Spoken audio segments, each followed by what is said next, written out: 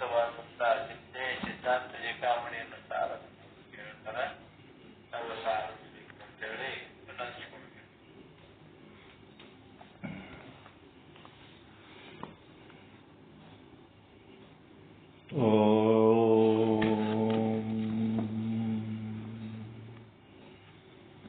ಸದ್ಗುರು ಶ್ರೀ ಶುದ್ಧ ಬ್ರಹ್ಮಣೇ ನಮಃ. ಸಮಸ್ತ ಶುದ್ಧ ಬ್ರಹ್ಮ ಸ್ವರೂಪರೇ, ತಮ್ಮೆಲ್ಲರಿಗೂ ಅನಂತ ಅನಂತ ಪ್ರಣಾಮಗಳು. ಶ್ರೀಮದ್ ಸಿದ್ಧಾಂತ ಶಿಖಾಮಣಿ ಪರಮ ಪೂಜ್ಯ ಶ್ರೀ ಮಲ್ಲಿಕಾರ್ಜುನ ಶಿವಯೋಗಿಗಳವರ ಪ್ರವಚನ.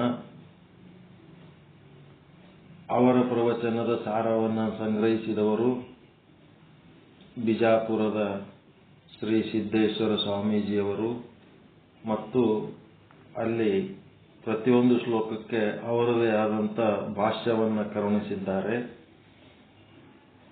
ಈಗ ನಾವು 5ನೇ ಪರಿಚ್ಛೇದದಲ್ಲಿ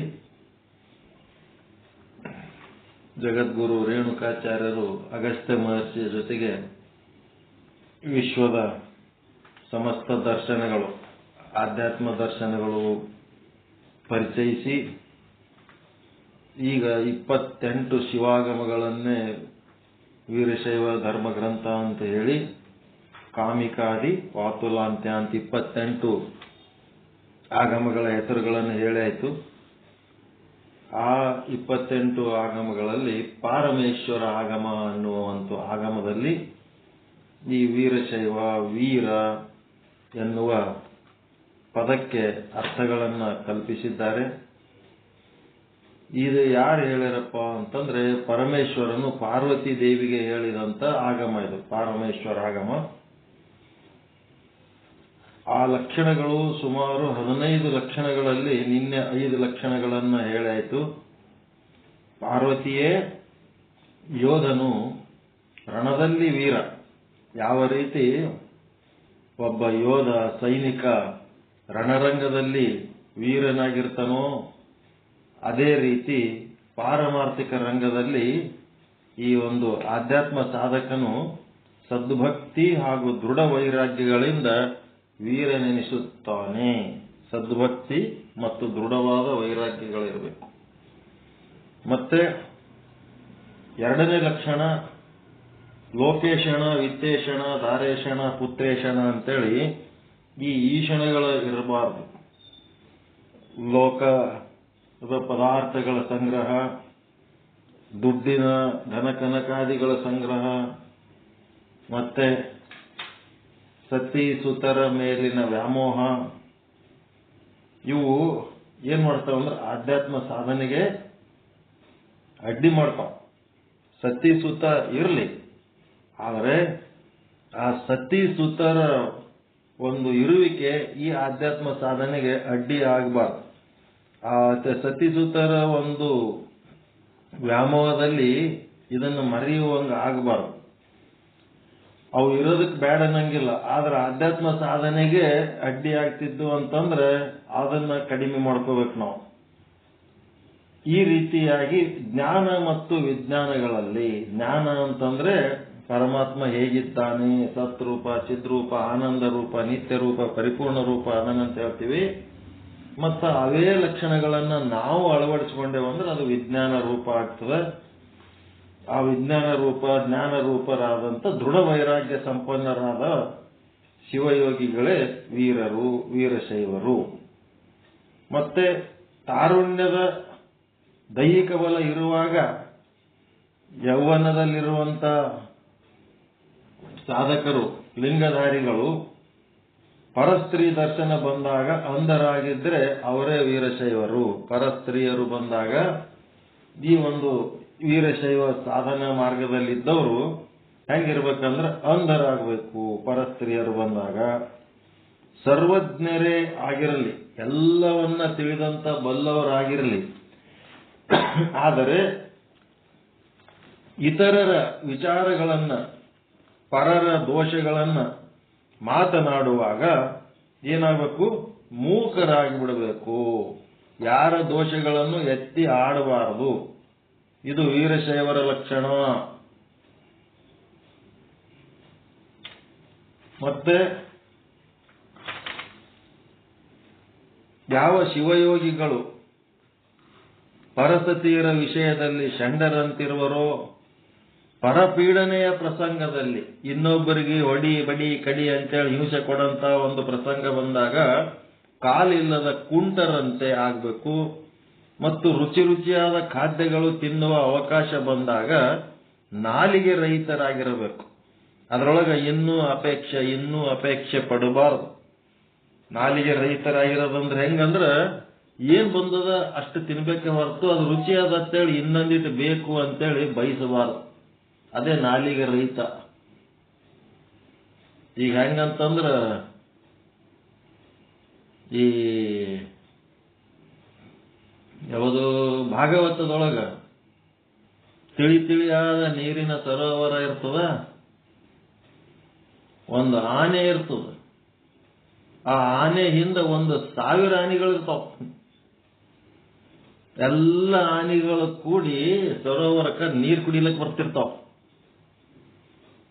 ಇದು ಆನೆ, ಅದ್ರದ್ದು ಲೀಡರ್ ಆನೆ ಏನದಲ್ಲ, ಆ ಆನೆ ಸುಮ್ಮ ನೀರು ಕುಡಿದಾದ್ರೆ ಏನು ಸಮಸ್ಯೆ ಇಲ್ಲ.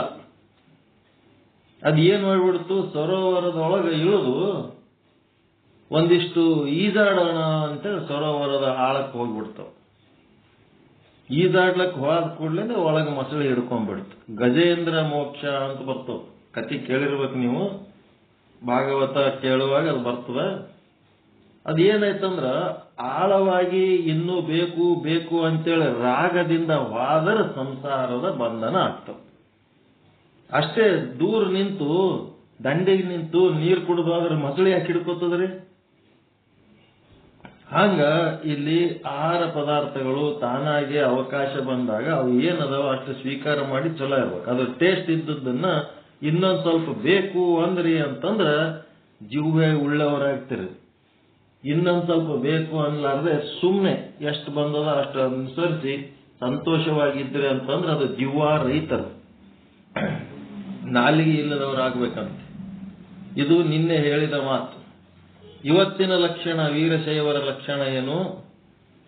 ಅಮಾನಿನೋ ದಂಬಿ ನಶ್ಚ, ಅಮಾನಿನೋ ದಂಬಿ ನಶ್ಚ ಅಹಿಂಸಾ ಕ್ಷಾಂತಿ ಅರ್ಜವಾನ್ವಿತ ಆಚಾರ್ಯೋಪಾಸನಾ ಪರ ವೀರಾಸ್ತೆ ಶಿವಯೋಗಿನಃ. ಏನ್ ಹಿಂಗಂದ್ರೆ, ಯಾವ ಶಿವಯೋಗಿಗಳು ಮಾನ ಆಡಂಬರಿಗಳಿಗಾಗಿ ಇಚ್ಛಿಸುವುದಿಲ್ಲವೋ, ಆಡಂಬರದ ಇಚ್ಛೆ ಒಟ್ಟ ಮಾಡಬಾರ್ದು. ಹೊರಗೆ ಮಂದಿ ನೋಡ್ಲಿ ಅಂತೇಳಿ ಮಾಡ್ಲಕ್ಕೆ ಎಂದೆಂದೂ ಇಚ್ಛೆ ಪಡಬಾರ್ದು. ಆ ಆಡಂಬರ ತೋರಿಸಿ ಅವ್ರಲಿಂತ ಮಾನ ಸಂಪಾದನೆ ಮಾಡಬೇಕು, ರೆಸ್ಪೆಕ್ಟ್ ಸಂಪಾದನೆ ಮಾಡಬೇಕು ಅಂತ ಮಾನ ಆಡಂಬರಗಳಿಗಾಗಿ ಇಚ್ಛಿಸುವುದಿಲ್ಲವೋ. ಇದು ಏನಂತಾರೆ, ಇದಕ್ಕೆ ಪ್ರಚಾರ ಅಂತಾರೆ. ಇದಕ್ಕೆ ಆಡಂಬರ ಮಾಡಿ ಇನ್ನೊಬ್ಬರ ಮುಂದೆ ದೊಡ್ಡವರು ಅಂತೇಳಿ ತೋರಿಸ್ಕೊಂಡು ಊರೆಲ್ಲ ಬ್ಯಾನರ್ ಹಾಕೊಂಡು ಮಾಡೋದು ಪ್ರಚಾರ.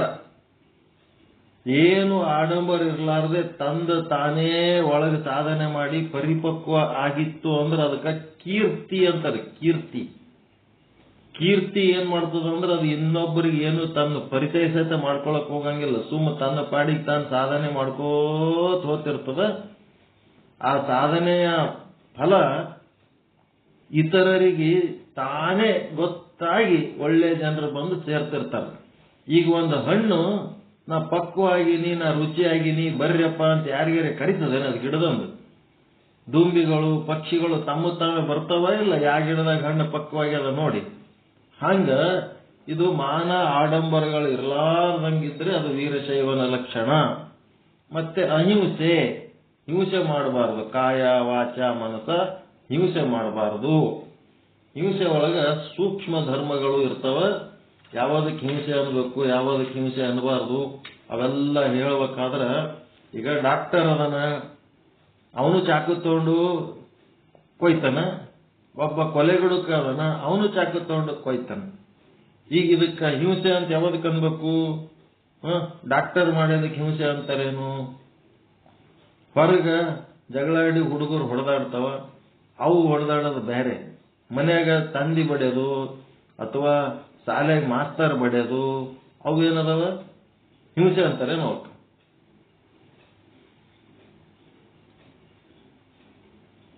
ಹೊರಗೆ ಹೊಡೆದಾಡಿ ಬಡದಾಡಿ ಏನಾರ ಮೈಗೆ ಗಾಯ ಮಾಡ್ಕೊಂಬಂದ್ರೆ ಅದಕ್ಕೆ ಹಿಂಸೆ ಅಂತಾರೆ. ಅದಕ್ಕೆ ಇವೆಲ್ಲ ಸೂಕ್ಷ್ಮ ವಿಚಾರಗಳಿರ್ತಾವ, ಅವೆಲ್ಲ ತಿಳ್ಕೋಬೇಕು. ಹಿಂಸೆ ಹಿಂಸೆ ಅಂತೇಳಿ ಈ ಗಂಡ ಹೆಂಡತಿ ಮದುವೆ ಮಾಡ್ಕೊಂಡಿರ್ತಾರ. ಸೂಕ್ಷ್ಮದಾಗ ಒಂದು ಸಾರಿ ಕೇಳಿದ್ರೆ ಉತ್ತಮ. ಒಂದ್ ಸಾರಿ ಹೇಳಿದ್ರೆ ಕೇಳಲಿಲ್ಲ ಅಂದ್ರೆ ಇನ್ನೊಂದ್ ಸಾರಿನೂ ಹೇಳ್ತಾರ. ಇನ್ನೊಂದ್ ಸಾರಿ ಹೇಳಿದ್ರೂ ಕೇಳಲಿಲ್ಲ ಅಂತಂದ್ರೆ ಎರಡನೇ ಸಾರಿ ಕೇಳಿದ್ರೆ ಮಧ್ಯಮ. ಎರಡನೇ ಸಾರಿ ಹೇಳಿದ್ರು ಕೇಳಲಿಲ್ಲ, ಮೂರನೇ ಸಾರಿನೂ ಹಂಗೆ ಆಯ್ತು ಅಂತಂದ್ರೆ ಏನ್ ಮಾಡ್ಬೇಕು? ಮನೆ ಕೆಲಸ ಆಗ್ಬೇಕಾ ಆಗಬಾರ್ದ? ಜವಾಬ್ದಾರಿಗಳು ಇರ್ತಾವ ಇಲ್ರಿ? ಅವ್ರವ್ರ ಜವಾಬ್ದಾರಿಗಳು. ಮತ್ತ ಜವಾಬ್ದಾರಿ ಪಾಲಿಸ್ಲಿಲ್ಲ ಅಂದ್ರೆ ಗಂಡ ನಾವು ಏನ್ ಮಾಡ್ತಾನ? ಮಾತಲಿಂತ ಹೇಳ್ತಾನ, ಆಲಿಲ್ಲ. ಬೈದ್ ಹೇಳ್ತಾನ, ಆಲಿಲ್ಲ. ಮತ್ತೇನ್ ಮಾಡ್ಬೇಕು? ಸೂಕ್ಷ್ಮದಾಗ ತಿಳ್ಕೊಂಡು ನಡಿಲಿಲ್ಲ ಅಂತಂದ್ರೆ ಏನ್ ಮಾಡ್ಬೇಕು? 10 ಸಾರಿ ಹೇಳಿದ್ರು ಕೇಳಂಗಿಲ್ಲ ಅಂತಂದ್ಮೇಲೆ ಏನ್ ಮಾಡ್ತೀರಿ? ಒಂದು ಕೆಲಸ ತಗೋಬೇಕಂತ ಅಷ್ಟೇ. ಅದಕ್ಕೆ ಹಿಂಸೆ ಅಂತಾರ? ಮನಿ ನಡಿಬೇಕಲ್ಲ. ಮತ್ತೆ ಧರ್ಮದ ಏಟುಗಳು ಬೇರೆ, ಹಿಂಸೆ ಬೇರೆ. ಧರ್ಮದ ಏಟಿನ ಉದ್ದೇಶ ಏನಿತ್ತು ಅಂದ್ರ ಮುಂದ ಒಳ್ಳೆಯ ಫಲ ಇರ್ತದ.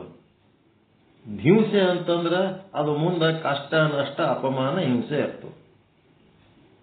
ಇದನ್ನ ಸೂಕ್ಷ್ಮದಾಗ ತಿಳ್ಕೋಬೇಕು. ತಿಳ್ಕೊಳ್ಳೋದು ಬಿಟ್ಟು ಇವಕ್ಕೆ ನಾವು ಎಲ್ಲದಕ್ಕೂ ಹಿಂಸೆ ಅನ್ಕೋತ ಹೋಗ್ತೀವಿ ಅಂತಂದ್ರೆ ಆಗಂಗಿಲ್ಲ. ದ್ವೇಷದಿಂದ ಮಾಡಿದ್ದು ಹಿಂಸೆ. ಉದ್ಧಾರ ಆಗಬೇಕು ಅಂತ ಹೇಳಿ ಏನು ಮಾತವಲ್ಲ ಅವು ಹಿಂಸೆಗಳಲ್ಲ. ಅದು ದೊಡ್ಡ ಶಾಸ್ತ್ರನೇ ಅದ ಹಿಂಸೆದ್ದು. ಆಮೇಲೆ ನೋಡೋಣ. ನೆಕ್ಸ್ಟ್ ಅಹಿಂಸ, ಶಾಂತಿ. ಶಾಂತಿ ಅಂದ್ರೆ ಏನ್ರಿ? ಸಹನೆ. ಸಹನೆ ಬಹಳ ಮುಖ್ಯ. ಸಹಿಸ್ಕೋಬೇಕು. ನನ್ನ ಸಹನೆಗೂ ಒಂದು ಲಿಮಿಟ್ ಅದ. ಏನು ಲಿಮಿಟ್ ಇಲ್ಲ. ಇನ್ನ ಸಹಿಸ್ಕೋಬೇಕಷ್ಟೇ. ಲಿಮಿಟ್ ಇಲ್ಲ, ಕಪಾಮಿಟ್ ಇಲ್ಲ. ಸಹನೆ ಬಹಳ ಮುಖ್ಯ. ಸಹನೆ ಇದ್ದವನೇ ಅಹಿಂಸಾ ಶಾಂತಿ. ನೆಕ್ಸ್ಟ್ ಅರ್ಜವಗಳಿಂದ. ಶಾಂತಿ ಆದ್ಮೇಲೆ ಅರ್ಜವ. ಅರ್ಜವ ಅಂದ್ರೆ ಏನ್ರಿ?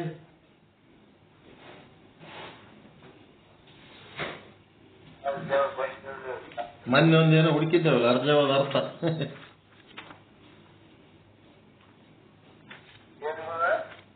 ಅರ್ಜವ ಅನ್ನೋದ್ರದ್ದು ಅರ್ಥ ಹುಡುಕಿದ್ದೇವೆ ಮೊನ್ನೆ. ಮತ್ತೆ ಇನ್ನೊಂದ್ಸಾರಿ ಹುಡ್ಕೊಂಡ್.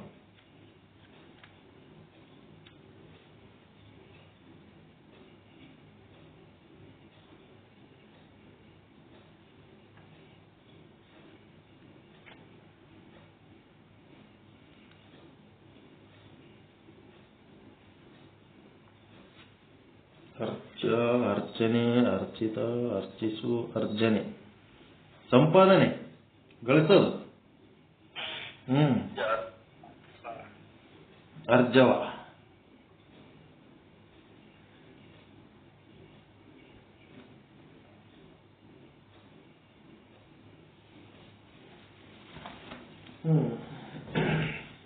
ಗಳಿಕೆ, ಸತ್ಯ ಶುದ್ಧ ಕಾಯಕ.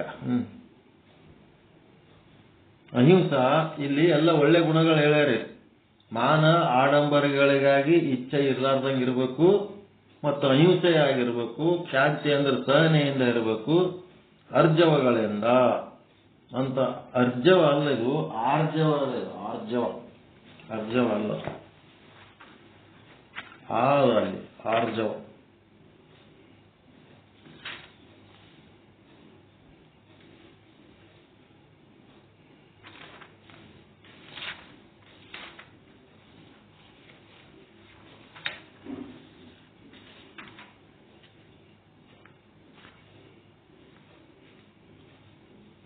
ಆರ್ಜವ. ಆರ್ಜವ ಅಂತಂದ್ರೆ ನಮ್ರತೆ, ಸರಳತೆ, ಸರಳ ವ್ಯವಹಾರ. ನೋಡ್ರಿ, ಅರ್ಜವ ಅಲ್ಲದು. ಆರ್ಜವ ಸರಳತೆ. ಸಿದ್ದೇಶ್ವರ ಸ್ವಾಮಿಗಳದ ಆರ್ಜವ ಹೌದಿಲ್ಲ, ಸರಳ ಇದ್ರು. ಏನೂ ಆಡಂಬರ ಇರಲಿಲ್ಲ. ಆರ್ಜವ ನೋಡ್ರಿ, ಅದು ಶಬ್ದ ಅರ್ಜವ ಅಲ್ಲ. ನಮ್ರತೆ, ಸರಳತೆ, ಆರ್ಜವ. ಶಾಂತಿ ಅಂದ್ರೆ ಸಹನೆ, ಆರ್ಜವ.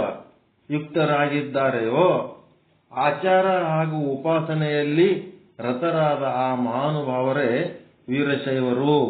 ವೀರಶೈವರ ಲಕ್ಷಣಗಳು ನಮ್ರತೆ, ಸರಳತೆ.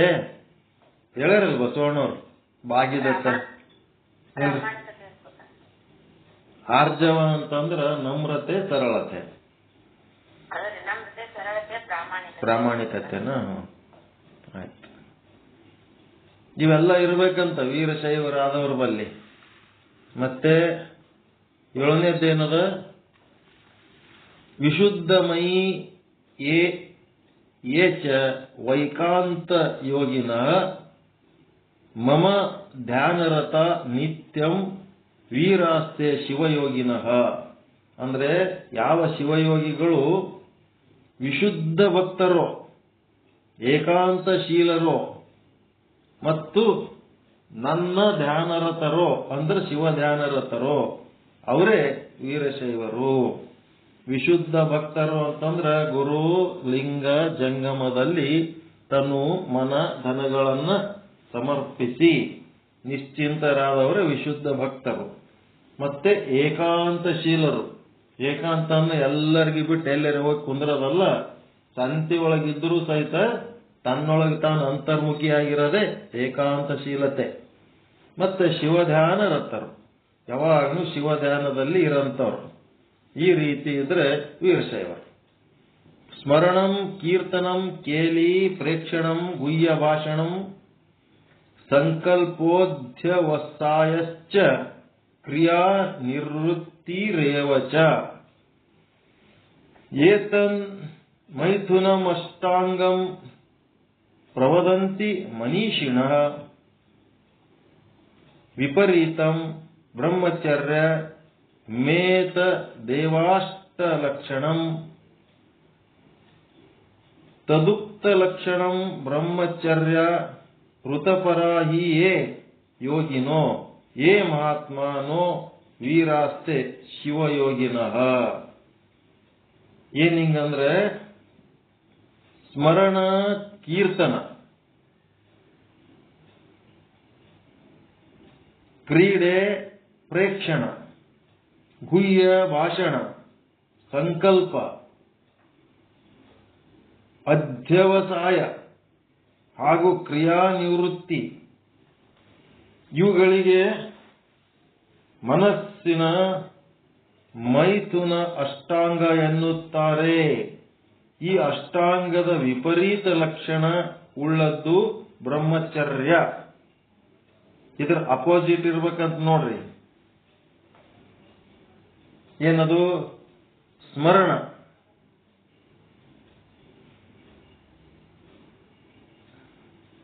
ಸ್ಮರಣ ಬ್ರಹ್ಮಚರ್ಯಕ್ಕ ಮತ್ತೆ ಈ ಮೈಥುನ ಅಷ್ಟಾಂಗಗಳು ಇವು ಏನದಾವ?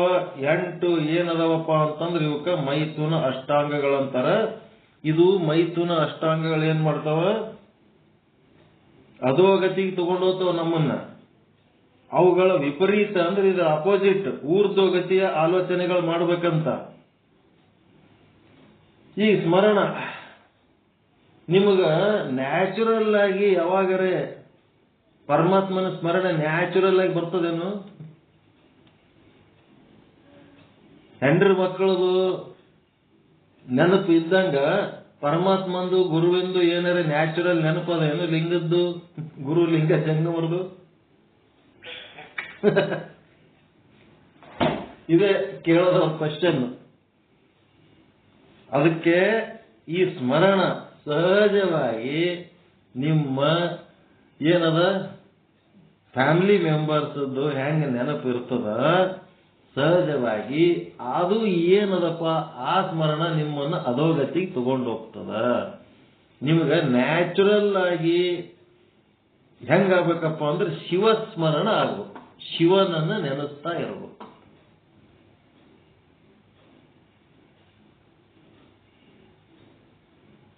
ಸಾಧನೆ ಅದ ಇದು.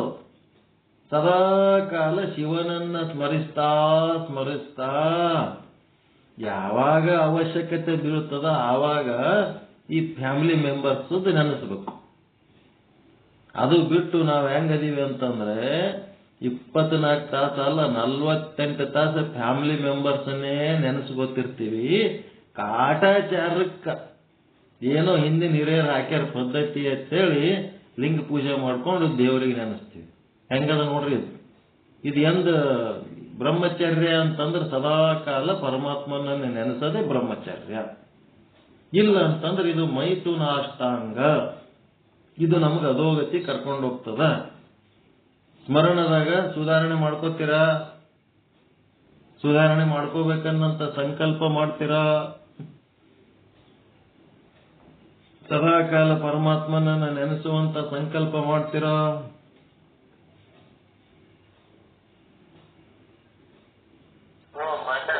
ಹೆಂಗೆ ನೆನೆಸ್ತೀರಿ?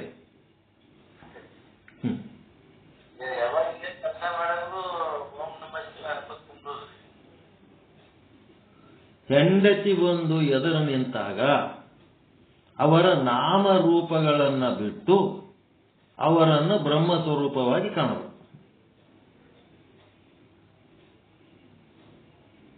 ಮಗ ಬಂದು ಎದುರು ಸಿಕ್ಕಾಗ ನಾಮರೂಪ ಸಂಪತ್ತು ಅವೆಲ್ಲ ಬಿಟ್ಟು ಸಂಬಂಧ ಎಲ್ಲ ಬಿಟ್ಟು ಅದು ಬ್ರಹ್ಮ ಅಂತ ಕಣ್ಣಿಗೆ ಏನು ಕಾಣುತ್ತದೋ ಎಲ್ಲ ಬ್ರಹ್ಮನಾಗಿ ನೋಡ. ಕಿವಿಗೆ ಶಬ್ದ ಏನು ಬೀಳುತ್ತದೋ ಅದೆಲ್ಲ ಬ್ರಹ್ಮಂದೇ ಅಂತ ತಿಳ್ಕೋಬೇಕು. ಅದು ನಿಮಗೆ ಹೊಗಳಿಕೆ ಇರ್ಬೋದು, ತೆಗಳಿಕೆ ಇರ್ಬೋದು. ಪಂಚ ಜ್ಞಾನೇಂದ್ರಿಯಗಳಿಗೆ ಪಂಚ ವಿಷಯಗಳ ಏನೇನು ಸಂಪರ್ಕ ಆಗ್ತಾವ ಅವೆಲ್ಲನೂ ನೀವೇನ್ ಮಾಡಬೇಕು?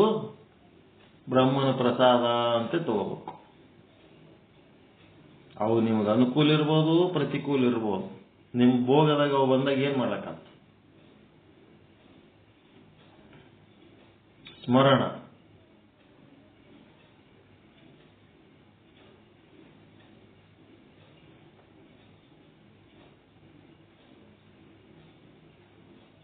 ಒಟ್ಟು ಅವನು ಹೊರತು ಮತ್ತೊಂದು ಏನು ಇಲ್ಲ ಅಂತೇಳಿ ಪ್ರತಿಯೊಂದರಲ್ಲೂ, ಪ್ರತಿಯೊಂದು ದೃಶ್ಯದಲ್ಲಿ, ಪ್ರತಿಯೊಂದು ಶಬ್ದದಲ್ಲಿ, ಪ್ರತಿಯೊಂದು ರುಚಿಯಲ್ಲಿ, ಪ್ರತಿಯೊಂದು ಗಂಧದಲ್ಲಿ, ಎಲ್ಲದರಲ್ಲೂ ಅವನನ್ನೇ ನೆನೆಸ. ಅವನ್ ಬಿಟ್ಟು ಮತ್ತೇನು ಇಲ್ಲ, ಅವನ ಹೊರತಾಗಿ ಏನೇನು ಇಲ್ಲ. ಪಾರಮಾರ್ಥಿಕ ದೃಷ್ಟಿ ಉಳ್ಳವರಾಗಿದ್ರೆ ಸ್ಮರಣ ಪರ್ಫೆಕ್ಟ್ ಆಗ್ತದೆ. ನೆಕ್ಸ್ಟ್ ಕೀರ್ತನ. ಕೀರ್ತನ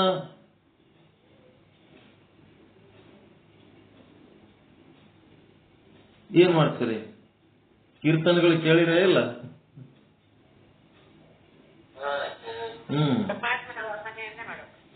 ಕೀರ್ತನ ಏನದಲ್ಲ, ಕಂಟಿನ್ಯೂ ಸಂಸಾರದ ದುಃಖನೇ ಹೇಳೋದು, ಸಂಸಾರ ದುಃಖನೇ ಕೇಳೋದು. ಬರೀ ಅದೇ ಅಳುಬುರುಕರ ಕಥೆ ಬಿಟ್ಟು ಶಿವ ಕೀರ್ತನ ಮಾಡಬೇಕು. ಶಿವ ಕೀರ್ತನ. ನೆಕ್ಸ್ಟ್ ಕ್ರೀಡಾ. ಏನ್ ಕ್ರೀಡಾ, ಏನ್ ಆಟ ಆಡ್ತೀರಿ ಅದೆಲ್ಲ ಶಿವನ ಆಟ ಅಂತ ನೀವು ತಗೋಬೇಕು. ಶಿವನ ಆಟ, ಶಿವನ ಕ್ರೀಡೆ. ಪ್ರೇಕ್ಷಣೆ, ಏನು ನೋಡ್ತೀರಿ ಅದೆಲ್ಲ ಶಿವನನ್ನೇ ನೋಡ. ಗುಹ್ಯ ಭಾಷಣ. ಗುಹ್ಯ ಭಾಷಣ ಅಂತಂದ್ರೆ ಕದ್ದಲೆ ಮಾತಾಡೋದು. ಅದು ಕದ್ದಲೆ ಮಾತಾಡೋದು ಸಹಿತ ಶಿವಗುಹ್ಯ ಭಾಷಣ, ಶಿವ ಪ್ರೇಕ್ಷಣ. ಮಂತ್ರ ಜಪ ಮಾಡ್ತಿರಲ್ಲ, ಜಪ ಮಾಡುವಾಗ ಗುಹ್ಯ ಭಾಷಣ, ಕದ್ದಲೆ ಅಂತಿರ್ತಿರಲ್ಲ, ಉಪಾಂಶು ಜಪ, ಇದು ಆಗ್ಬೇಕು. ಮತ್ತ ಸಂಕಲ್ಪ ಅದು ಆಗ್ಬೇಕು, ಇದು ಆಗ್ಬೇಕು, ಸಾಲಿ ಕಲಿಬೇಕು, ನೌಕರಿ ಹತ್ತಬೇಕು, ರೊಕ್ಕ ಗಳಿಸ್ಬೇಕು, ಮನಿ ಕಟ್ಟಿಸ್ಬೇಕು, ಮದಿ ಆಗ್ಬೇಕು, ಮಕ್ಕಳಾಗಬೇಕು, ಅವು ಸಾಲಿ ಕಲಿಬೇಕು, ಅವು ಶಾಣ್ಯರಾಗಬೇಕು, ಅವು ದೊಡ್ಡ ಆಗ್ಬೇಕು, ಅವ್ರ ಮದಿ ಆಗ್ಬೇಕು, ಮತ್ತ ಅವ್ರಿಗೆ ಮಕ್ಕಳಾಗಬೇಕು. ಒಂದಾಗನ ಒಂದು ಇವೇ ಸಂಕಲ್ಪನೆ ಮಾಡ್ತಿರ್ತೀವಿ. ಆದ್ರೆ ಶಿವ ಸಂಕಲ್ಪ ಇಲ್ಲಲ್ಲ, ಅದಕ್ಕೆ ಅದು ಶಿವ ಸಂಕಲ್ಪ ಅಂತ ಮಾಡ್ಬೇಕು. ನಮ್ಮ ಲೀಸ್ಟ್ನೊಳಗೆ ಶಿವ ಸಂಕಲ್ಪ ಇಲ್ಲೇ ಇಲ್ಲ. ನಾವು ಮಾಡೋ ರೊಕ್ಕದ ಖರ್ಚಿನಾಗ ಶಿವನ ಸಲುವಾಗಿ ಅಂತ ಏನು ಇಲ್ಲೇ ಇಲ್ಲ. ಗುರುಲಿಂಗ ಜಂಗಮರಿಗಾಗಿ ಅಂತೇಳಿ ಒಂದು ಕೋಟ ಇಲ್ಲೇ ಇಲ್ಲ ಅದ್ರಾಗ. ಬಂದದ್ದೆಲ್ಲ ನಾವೇ ತಿಂದು ಕುಂದ್ರದ ಪ್ಲಾನ್ ಅದ ಇದ್ರಾಗ. ಅದಕ್ಕಿದೆಲ್ಲ ಶಿವ ಸಂಕಲ್ಪ ಅಂತ ಮಾಡಬೇಕು. ಮತ್ತೆ ಅಧ್ಯವಸಾಯ. ಅಧ್ಯವಸಾಯ ಅಂತಂದ್ರೇನು?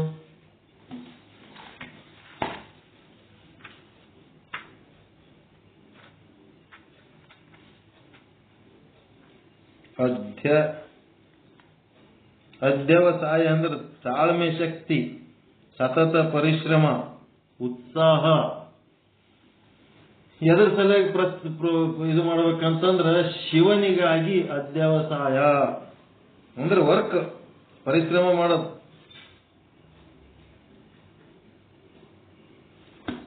ಫಿಸಿಕಲ್ ಆಕ್ಟಿವಿಟೀಸ್, ಪರಮಾತ್ಮನ ಸೇವೆ ಅಂತ ಕಾಯಕ ಕಾಯಕ ಅಂತಿರಲ್ಲ, ಅದೇ ಶಿವ ಅಧ್ಯವಸಾಯ. ಮತ್ತೆ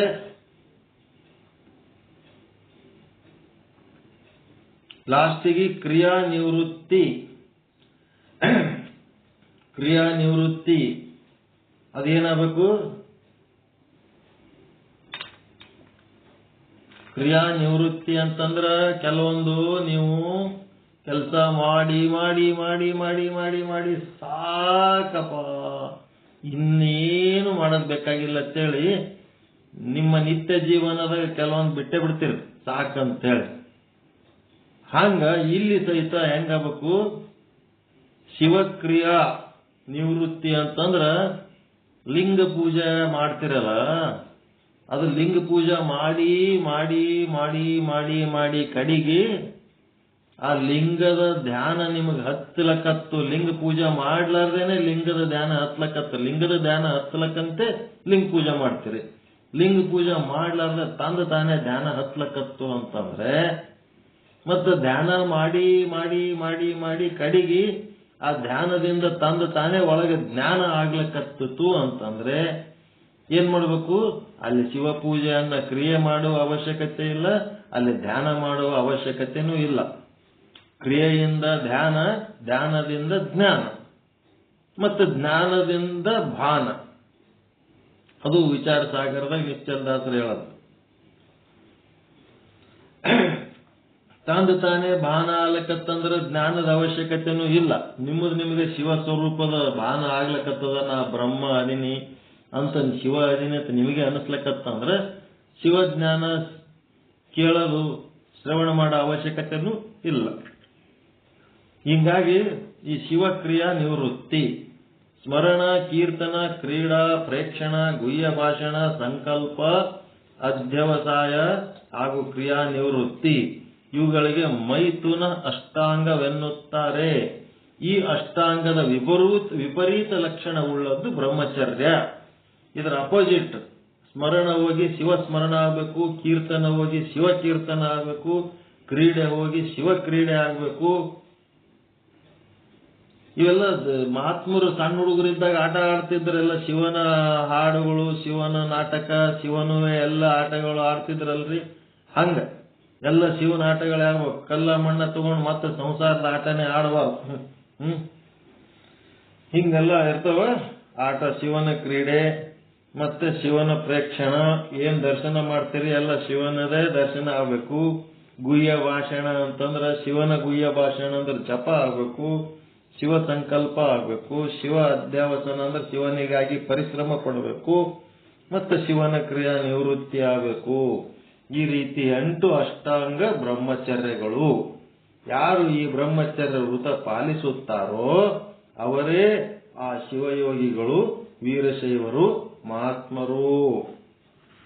ನೋಡ್ರಿ, ಇಲ್ಲೊಂದು ಅಷ್ಟಾಂಗ ಬ್ರಹ್ಮಚರ್ಯ ಅಂತದ. ಇದು ಬೇರೆ ಎಲ್ಲಿ ತೋರಿಸಿಲ್ಲ ನೋಡ್ರಿ, ಇದ್ರಾಗ ಒಂದೇ ಬರ್ದಾರ ಈ ಬುಕ್ನಾಗ. ಬೇರೆ ಎಲ್ಲಿ ಇದ್ರ ಬಗ್ಗೆ ಕೇಳಿರಿ ಮೊದಲೆಲ್ಲ ಅಷ್ಟಾಂಗ ಬ್ರಹ್ಮಚರ್ಯ?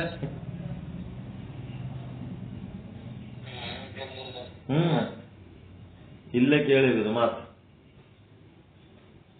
ಎಷ್ಟೈತೆ ಟೈಮ್? 22:15. ಇಷ್ಟು ಸಾಕಾಯೇನ್? ಮತ್ತ ಇನ್ನೊಂದು 5 ಅದಾವ, ಅವು ಹೇಳ್ಬಿಡಮ್ಮ. ನಾಳೆ ಹೇಳಮ್ಮ, ನಾಳೆ ಹೇಳಮ್ಮ. ಸಾಕು, ಇವತ್ತು ಇಷ್ಟಿಷ್ಟೇ ಸಾಕು. ಸ್ವಲ್ಪ ಸ್ವಲ್ಪ ತಿಳ್ಕೊಂಡ್ರೆ ಬೇಕಾದಷ್ಟು ಆಗ್ತದೆ.